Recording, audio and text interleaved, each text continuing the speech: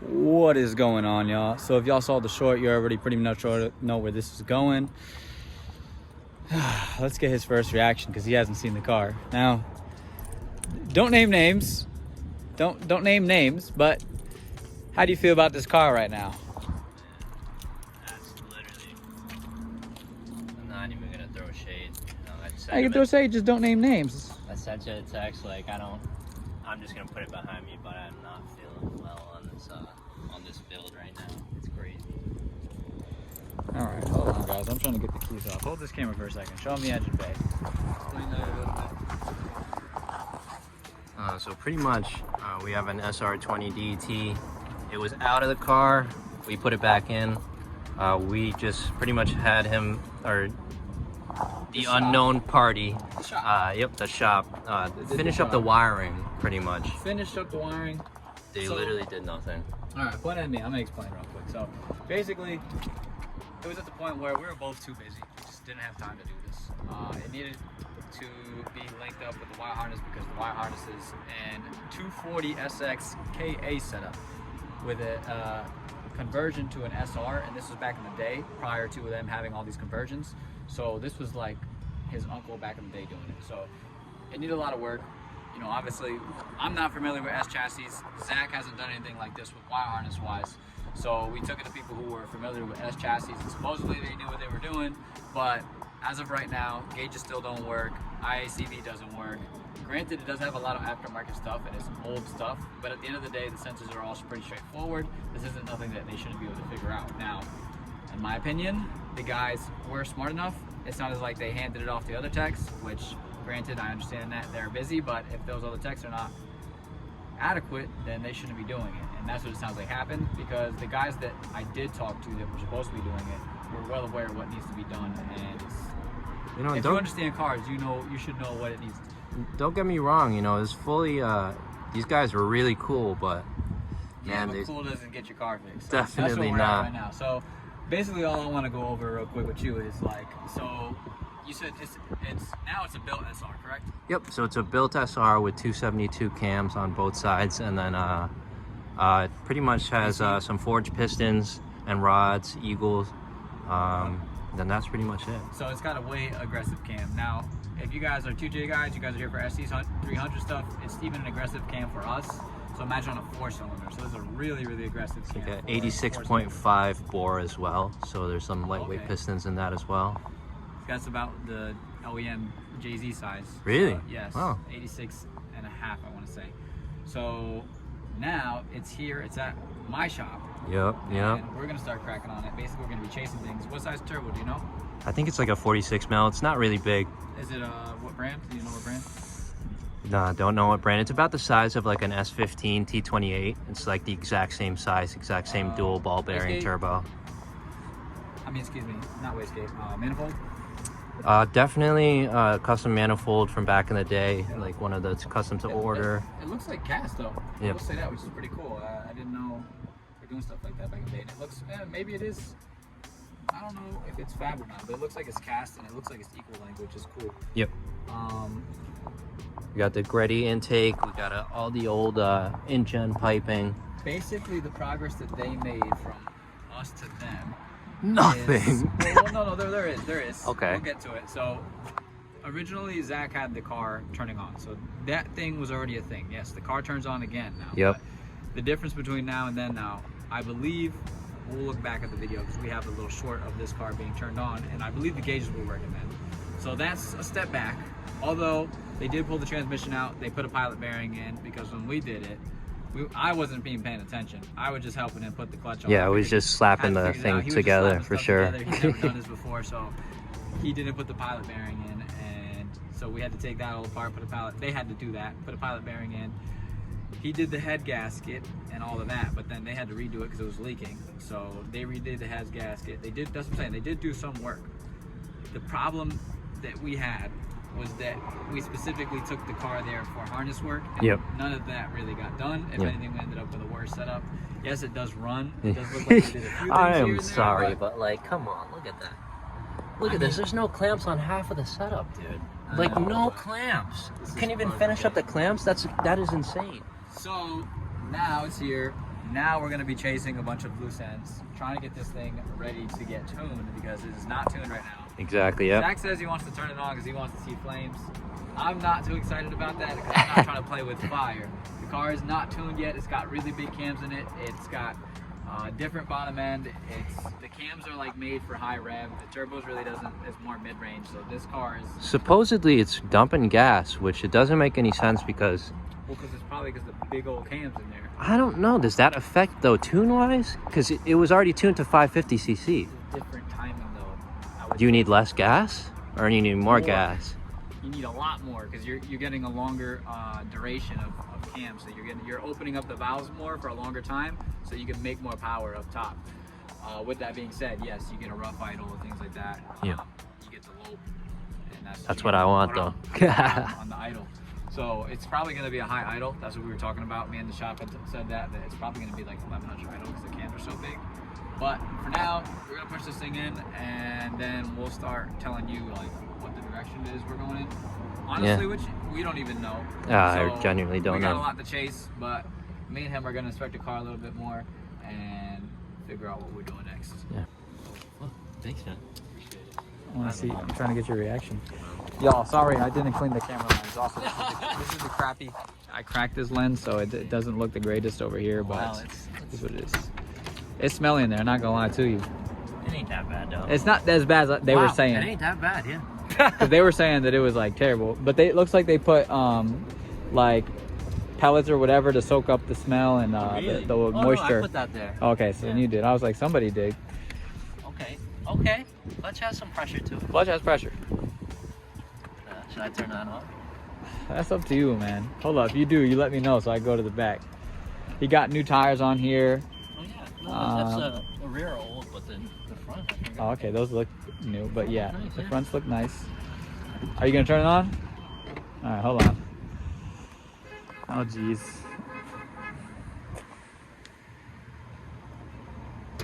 Bro, windows. They said they fixed it. It's more to chase.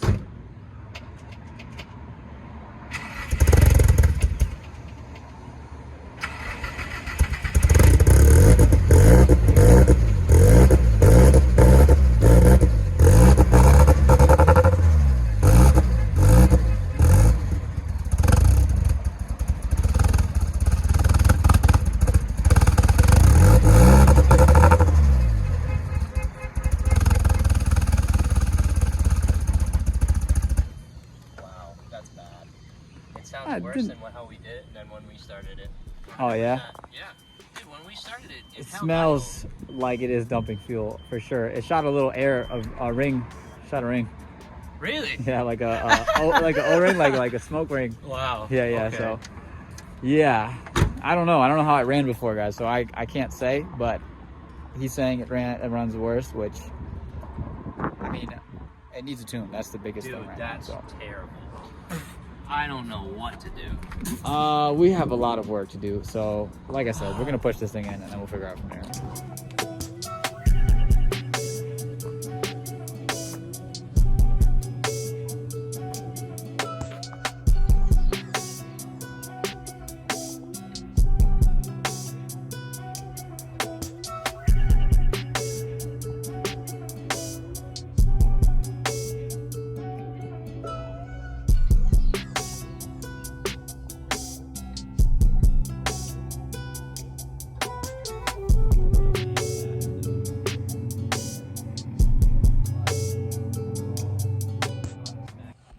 Now, we are chasing some more. Zach's not here yet. He's gonna be here in a few minutes. Basically, what I found, I don't know if I showed this, I don't think I did. The IACV is not even plugged. Now, what I mean by that is that the vacuum lines for the IACV are not even plumbed. So they don't have vacuum to the intake. There's no way it's gonna work if it's got no vacuum. With that being said, the first step that I'm going to go after is getting these vacuum lines done. Now, I don't know turbo cars, I don't know this car. I have a diagram now, which I'll try to remember to put up on the screen. And this is for S14s. I'll try to do something for this because it looks like there's no vacuum videos for this either. I don't know why nobody does vacuum line videos. It's so simple. and it's really good information. But anyways, we're gonna figure out the S14.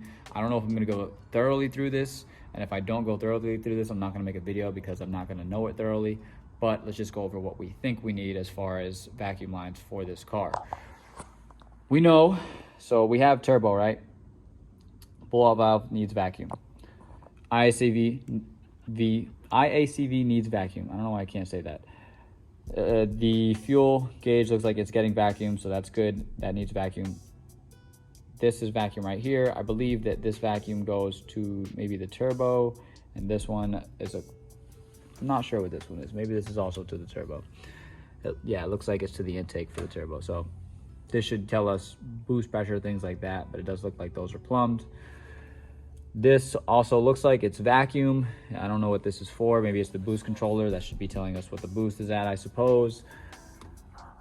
It looks like there's another vacuum line here, and that goes down there. That's probably to the T, which is probably something to do with the turbo or the actuator for the blowout valve, something to do with that. There's a few things. So not only do we have that, we should have heat in here, so there should be a heater core valve vacuum line to allow that to actuate as well. We should need one for the PCV, unless the PCV is just kind of on its own thing. Let's see here. Oh no, okay, the PCV is right to the intake already, so we don't have to worry about that. And I believe that is it, because this is the other side, which is the crankcase, and the crankcase is going to the intake and then to the turbo, so that works. With that being said, I do have to figure out what holes I'm gonna have to figure where I'm gonna go off of for the IACV over in the corner. It looks like there's two of them there. I don't know if we're gonna need them both. We're gonna have to figure that out, but I'll have to tee something off of one of these or something off of here, if there is one off of here, to get some vacuum for that IACV to make sure that this car can idle. I think that's the only issue right now. From there, basically, we got to degrease the motor at some point, and the reason for that being is so that we can check for leaks. It looks like it is leaking coolant out the head gasket again. Basically, what that could be, what I've seen before, is that the motor gets too hot, and it basically roasts the gasket, and then you're getting a leak out of the head gasket. So that could be a possibility, that it got too hot again and that the head gasket is leaking again, which is not a good time. If we got to do a head gasket, we got to do a head gasket. But we'll learn on this setup, and what I mean by that is I'm not saying that we're going to break anything, but we'll figure out what's going on with this coolant side that's making that get too hot, that it's not cooling properly. So I'm hoping that's not an issue. I don't think it is. I think that there's probably coolant residue from the last setup when it leaked last time and it just didn't get cleaned yet. So we're going to clean it, run it, see if it leaks out anywhere, see if we see anything from anywhere. So at the moment, the focus is vacuum lines, and then from there we'll check for leaks, and then from there, yeah, the other leaks that I do have to check for, I smelled it anyways, is fuel. So I'm thinking that there might be a fuel leak. Shouldn't be anything too bad. It's just going to be following the lines and seeing where it's leaking at. If it is leaking, I think it's only in the engine bay, because the rear end where the tank is, I don't know where it exactly is on this car, because I haven't looked yet, but I'm assuming it's in the rear or under the chassis. It seems like it's not leaking anywhere. I didn't see any leaks where the car was at. I didn't think I seen any leaks from up here, but I do smell it, and it did look like we did find a little bit of gas in the engine bay. So we're gonna figure that out and go from there. Again, I'm not gonna name names, but look at this. This is what I'm talking about. Why is there masking tape in the engine bay? This definitely should be electrical tape. Masking tape is very likely to catch fire. So I do have to change that. I'm actually shocked that they even thought that that was okay. So there's also that. I gotta figure out what this is over here. I don't know what the heck that is. Oh, maybe that has to do with, oh, yep. Okay, so it looks like there is no heat in here right now. So that's our heater core lines right there. If you look, they are both disconnected, which means this car has no heat right now. I was looking at the wiring to see if I could see anything from the wiring, but then I saw the masking tape, and yeah. Yes. I'm gonna get back to it. There's a few other things that we do have to look over, like brake lines and things like that, because I don't know if these are OEM or not, but they look like they are. If they are, we definitely gonna want to check these. Some of them are a little bent because we're pulling the motor and all that other stuff and moving around, but definitely needs to be ran over too. I ain't gonna hold you. We stressed. So we got like a lot of the interior out right now. Basically what we're trying to do is find where this gauges get power from. Let me go to the other side. I'm gonna show you guys a little bit what's going on. It looks like some of it comes up through here. It looks like we got a loose ground up there, but we tried that, it didn't work. Basically what's going on, all these gauges, they have their own harness and they go, hold on, let me plug this back in. So as you can see, we got all this stuff. All this stuff goes back to this harness right here. This harness splices into the actual harness, which is what we're assuming gives us power, but we're not sure yet. We're trying to find it where it goes. If you look, there's 1 and 2 Greddy boxes back there. One of them is the data link unit. It goes to those gauges over there, which is AF, and I can't remember the other one, but it's another one. And then there's another one in here that's specifically for temp, and it goes to this one down here. Then the exhaust gas temp goes directly to the exhaust, and then the other one goes directly to the header. So basically right now we're running around trying to chase all these wires to see where they go back, to see where they get power from, to see why they're not getting power, because it seems like they're not getting power. We did run the leads to there, but we're not getting any reading, which is making us think that we're not getting any power. So that's where we're at now. Yeah, this is actually crazy how small these were for back in the day. It's so funny. These are the gauge wirings. This is obviously the boost controller. This is OEM stuff. It's for the defrost, hazards, whole bunch of radio stuff. I did not realize how much wiring was back here. This is actually crazy. I told you, that's what I'm saying. And for those who are gonna try to tackle something like this or wanna put gauges, we saw that the method was kind of like taking these 4 screws out if they're still there from like the previous. As you can see, a lot of them are destroyed. They hold like the radio unit as well as the top of the HVAC. So you just gotta take the bottom piece out first. Yep. Take the bottom piece out, then do the top, because there's no way you're taking the top out without taking the bottom piece out. 1000%.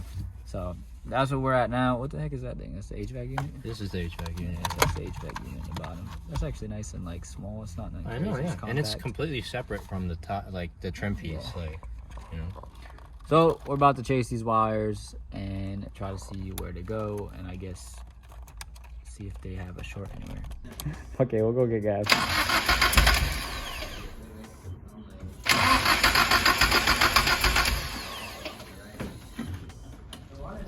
Straight up first time running up. I don't know. I'll leave it plugged in though. Try it. No, Give it a little gas. It's almost out of gas. Try it. Again? Give it Yes. gas? A little bit. Just a little bit. Just to get it going.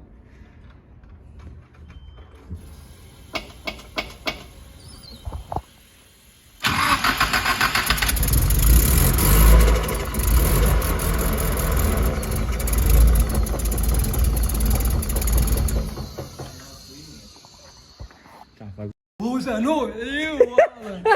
Yo, it's reading itself though now. Or who? What's reading? Where it should Oh be. yeah, it's reading better. Yeah, because it's loping. Well, let's go get gas then. Alright. We're gonna go get gas. You got gas. Let's see what it runs like now.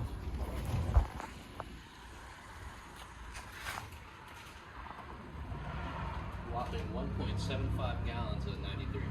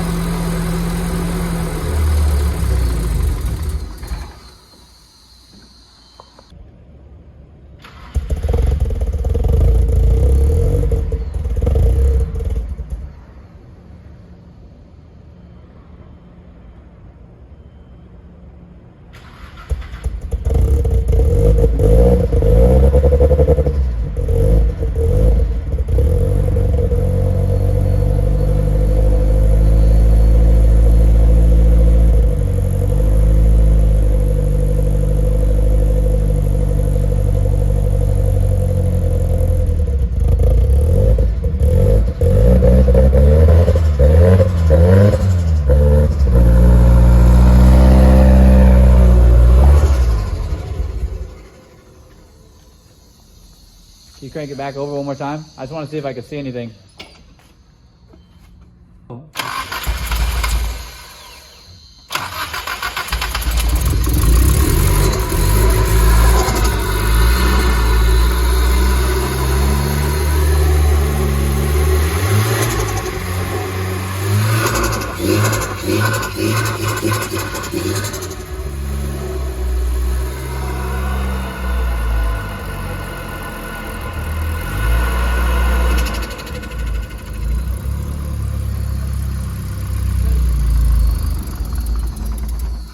That was decent.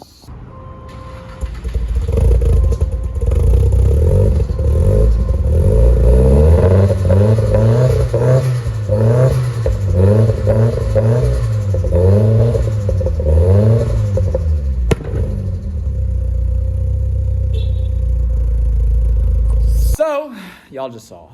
We got a running car. So they actually did do decent. Obviously, it still needs to be tuned. You shouldn't really be revving it that much. They said that there was flames, supposedly. We didn't get no flames, unfortunately. I'm also thinking it's because it's kind of daytime, so there's light out, so it's hard to see stuff that's going on. But as you guys did hear, that was a fat pop. And if you guys are watching this off of headphones, you guys should get some headphones and listen to it because it sounds good. Anyways, guys, without further ado, I mean, this is going to be a duo type of thing, so you're going to be seeing this guy a lot because this is his car. So give him a peace out, and see you next week, y'all. See y'all next video. Later.